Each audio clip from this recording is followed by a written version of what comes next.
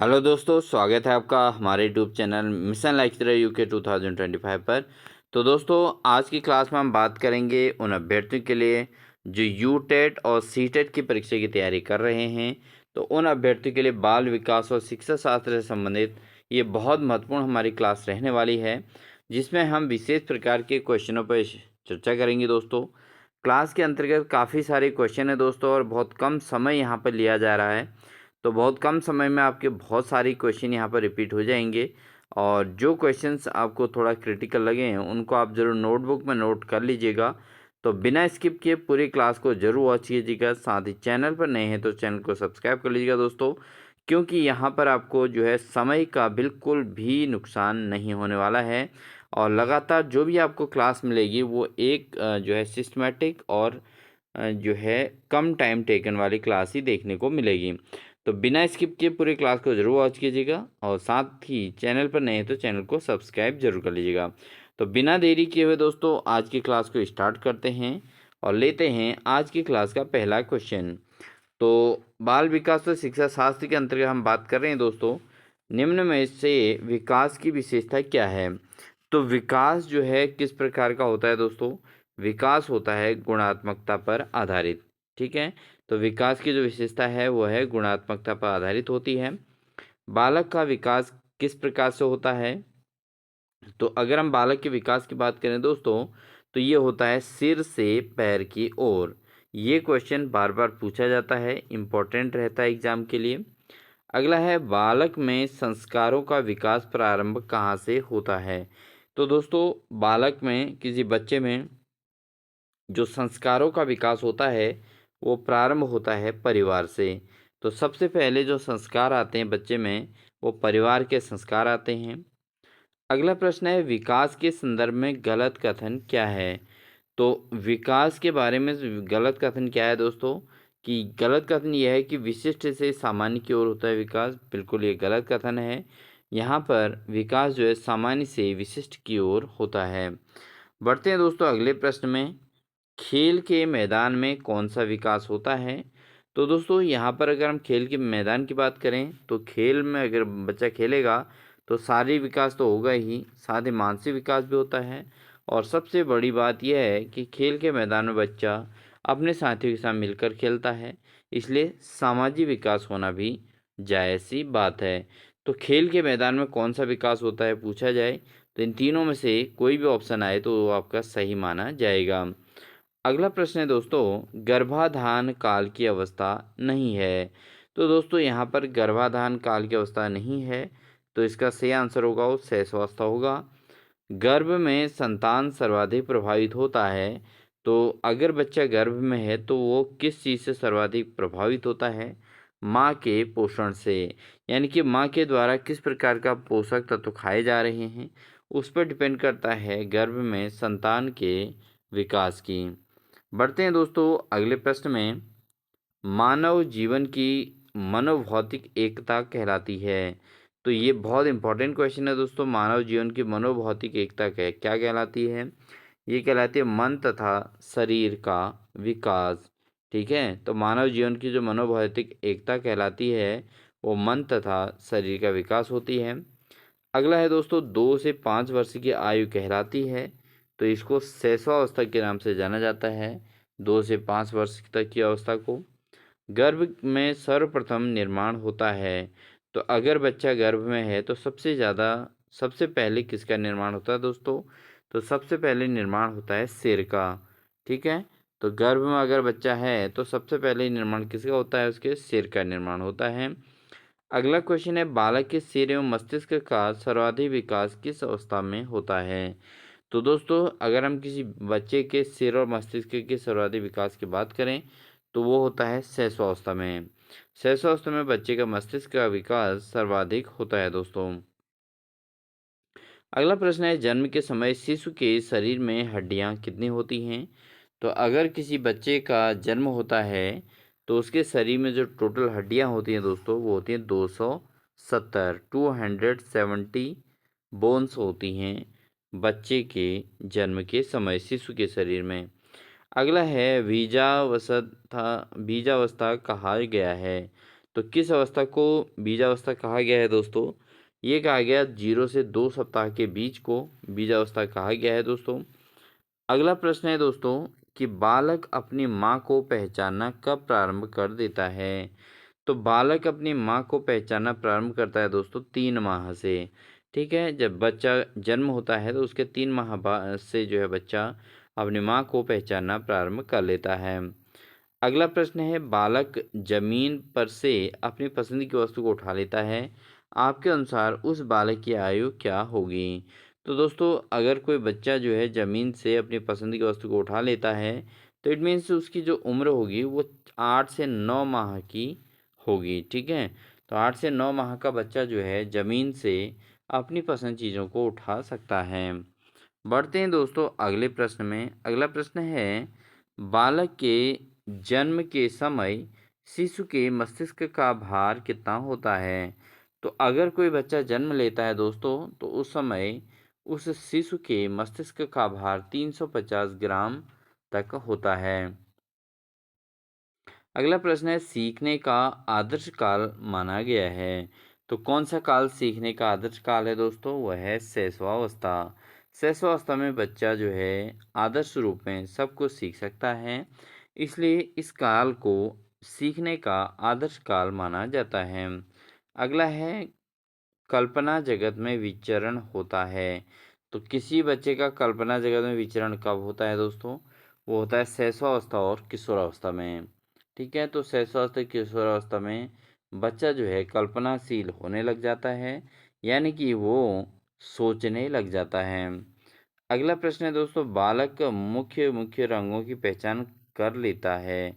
तो कोई भी बच्चा है वो मुख्य रंगों की पहचान कब कर लेता है दोस्तों? वो है 5 वर्ष का समय।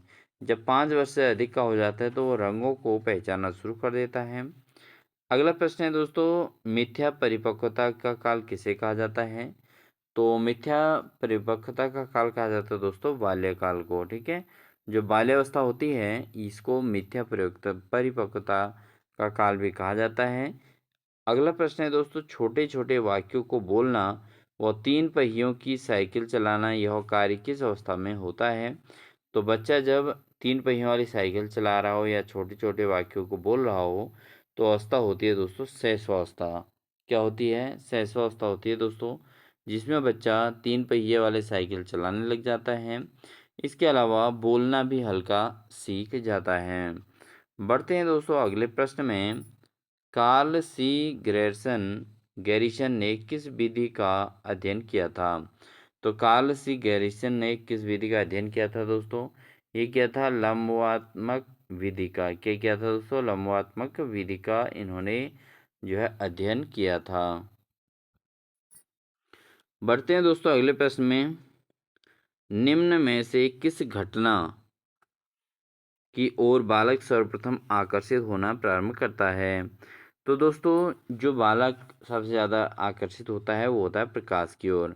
यानी कि प्रकाश किरणें अगर कहीं पर गिरती हैं तो बालक उस ओर ज़्यादा ध्यान देता है। तो सबसे ज़्यादा जो है प्रकाश लाइट की ओर आकर्षित होता है, बालक जो है प्रकाश की ओर आकर्षित होता है। बालक बालिकाओं को सर्वाधिक समायोजन करना पड़ता है कहाँ पर? तो दोस्तों जो बालक बालिकाओं को सर्वाधिक समायोजन करना पड़ता है वो करना पड़ता है वह संधिकाल के अंतर्गत। बढ़ते हैं अगले प्रश्न में। ये इंपॉर्टेंट क्वेश्चन था। बालक की जिज्ञासा को किया जाना चाहिए। तो दोस्तों बालक की जिज्ञासा को उग्र न करते हुए उसकी जिज्ञासा को शांत कर देना चाहिए। ठीक है, अगला प्रश्न है सीखना है एक जटिल। ये सीखना क्या है दोस्तों? एक जटिल मानसिक प्रक्रिया है, क्योंकि अगर बच्चा सीखना चाह रहा है तो उसको मानसिक तौर पर तैयार होना पड़ेगा और उसको जटिल मार्ग से गुजरना पड़ेगा जिसको मानसिक तौर से सुलझा सकता है। अगला प्रश्न है भारत में बाल विकास की शुरुआत कब हुई थी? तो ये ऐसे क्वेश्चन भी बहुत बार पूछे गए हैं यूटेट के अंतर्गत। तो भारत में बाल विकास की जो शुरुआत हुई थी दोस्तों 1930 में हुई थी, 1930 में। बढ़ते हैं दोस्तों अगले प्रश्न में। विकास प्रारंभ होता है। तो विकास कब प्रारंभ होता है दोस्तों? ये होता है गर्भावस्था में विकास प्रारंभ हो जाता है।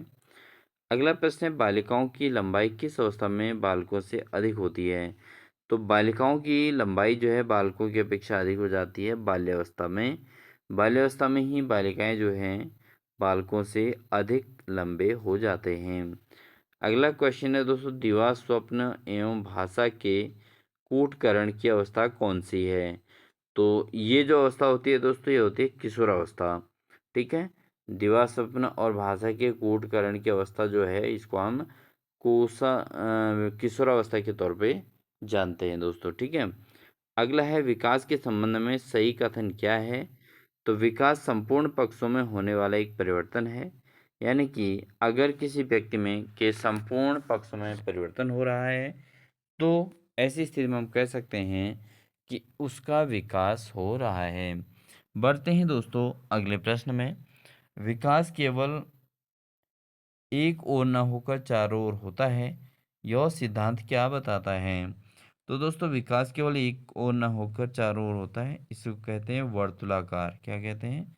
वर्तुलाकार होता है विकास। अगला है, जन्म के समय नवजात शिशु होता है।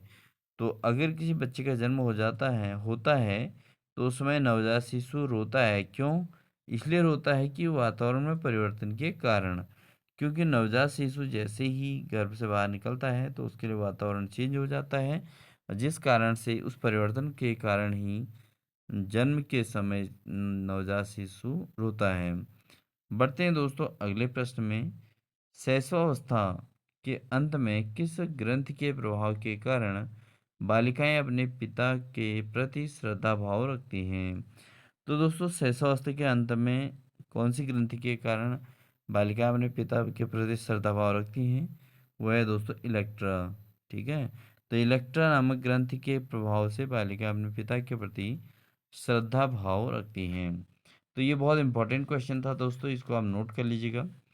अगला है, क्लार्क और बिर्च ने नर चिंपैंजी के शरीर में क्या किया था? तो इन्होंने जो है इन्होंने स्त्री हार्मोन प्रवेश कराए थे। ठीक है दोस्तों। तो चिंपैंजी के शरीर में जो है इन्होंने हार्मोन प्रवेश करवाए थे। अगला है, बालक का विकास वंशानुक्रम वो वातावरण का है क्या है? वंशानुक्रम और वातावरण का गुणनफल है दोस्तों बालक का विकास। ठीक है। वंशानुक्रम के आधार पर होगा और दूसरा उसको कैसा वातावरण मिला है उसके आधार पर उसका विकास होगा, और गुणनफल के रूप में यह होता है, मल्टीपल रूप में बढ़ता जाता है। जीवन का सबसे अधिक काल क्या है? तो जीवन का सबसे बड़ा जो नुकसानदायक पल है दोस्तों, वह है किशोरावस्था। तो जीवन का सबसे कठिन काल कहलाता है ये किशोरावस्था। बालक के अस्थायी दांतों की संख्या कितनी होती है दोस्तों? तो बालक में अस्थायी दांतों की संख्या टोटल 20 होती है। महिलाओं के जनन कोष में अर्थात अंडाणु ओवम में निम्नांकित में से पाया जाता है। तो ऐसे क्वेश्चन भी बायोलॉजी सेक्शन के अंतर्गत पूछे जा सकते हैं और ये मनोविज्ञान के अंतर्गत भी पूछे गए हैं। तो दोस्तों, ये है केवल एक्स गुणसूत्र। महिलाओं के जनन कोष में केवल एक्स गुणसूत्र होते हैं। अगला है दोस्तों, आनुवंशिकता से तात्पर्य निम्नलिखित में से किसने होता है? तो आनुवंशिकता से तात्पर्य जो है किससे होता है? तो गुणसूत्र और जीन्स से दोस्तों आनुवंशिकता का जो है पहचान मिलती है। अगला है, पुरुषों के सामान्य यौन गुणसूत्र होता है। तो एक्स वाई गुणसूत्र होते हैं पुरुषों में। और जन्म के समय बालक का भार कितना होता है, ये जरूर आपको सीखना चाहिए। तो जन्म के समय जो बालक का भार होता है दोस्तों, वो 6 से 8 पाउंड तक ही होता है। ठीक है ना। तो 6 से 8 पाउंड के आसपास का उसका वजन होता है। अगला है, आनुवंशिकता के वास्तविक निर्धारक होते हैं। अगर किसी बच्चे की आनुवंशिकता को आपने चेक करना है तो उसके वास्तविक निर्धारक जो होते हैं दोस्तों, वो होते हैं गुणसूत्र। क्या होते हैं? गुणसूत्र होते हैं। अगला है, बालक के विकास में महत्व किसका है? तो बालक के विकास में जो महत्व है दोस्तों, वो है वंशक्रम का और वातावरण का। तो अगर बालक का विकास होना है तो उसको एक तो वंशक्रम तो मदर फादर से आ ही जाएगा, और साथ ही दोस्तों उसके जो है उसको एक अच्छा वातावरण देना भी पेरेंट्स की जिम्मेदारी बनती है। अगला है, दिवा स्वप्न में विचरण करने की कामना अत्यंत प्रबल होती है। तो द्विवार्षिक में विचरण करने की जो कामना वो अत्यंत प्रबल होती है किस उम्र में? तो ये होती है दोस्तों किशोरावस्था में। अगला है सृजनशील बालकों का लक्षण क्या है? जो क्रिएटिव बालक होते हैं दोस्तों वो होते हैं आपके जिज्ञासु वाले। तो जिज्ञासा रखते हैं। क्रिएटिव बच्चों के अंदर जिज्ञासा होती है। और उसके अलावा दोस्तों अगर देखें तो क्रोध संवेग के कारण उत्पन्न प्रवृत्ति कौन सी है? तो क्रोध संवेग के कारण उत्पन्न जो प्रवृत्ति होती है वो होती है युद्धोत्साह।